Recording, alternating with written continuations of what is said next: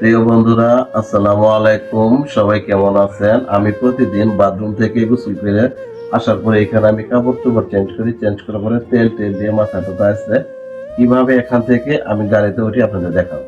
Wheel chair ছাড়া প্রতিদিন আমি এইভাবে চলাফেরা করি গোসলের আগে ও গোসলের পরে, কারণ সব জায়গায় হুইল চেয়ার যারা দেখেন কোনির উপরে হাঁটুর উপরে ভর দিয়ে আমি চলাফেরা, হাঙ্গুর পায়ে চলাফেরা ছোট থেকে এই পর্যন্ত কষ্ট করে আল্লাহ তাআলা আমার এইভাবে দুনিয়াতে পাঠাইছে কষ্ট করার জন্য।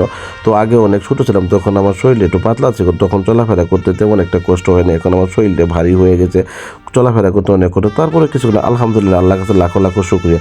দেখেন এইভাবে প্রতিদিন আমি কষ্ট করে টুলের উপরে উঠি। তো বন্ধুরা, আপনাদের কাছে একটু আপনাদের কত ধরনের নাচের গানের ভিডিও দেখেন, আমার ভিডিওটা একটু দেখবেন, সবসময় আমার পাশে থাকবেন। দেখেন টুলে উঠতে আমার কত কষ্ট হইতেছে, তারপরেও কিচ্ছু করে নেই, এইভাবে আমাকে অতি কষ্টে উঠতে হবে, কারণ ছোট্ট থেকে কষ্ট করে আছি। এইভাবে মনে করেন টুলে উঠি, টুলের মধ্যে টুল ছাড়া আমি হুইল চেয়ারে উঠতে পারি না, বাট হুইল চেয়ার থেকে নামতেও পারি না। তো এইভাবে সুন্দর করে বসে বললাম, বসে বড় লঙ্গিটা ঠিক করে নিলাম, তারপর আস্তে আস্তে দেখেন আমি হুইল চেয়ার উঠি, ক্লিয়ার করবো পরে।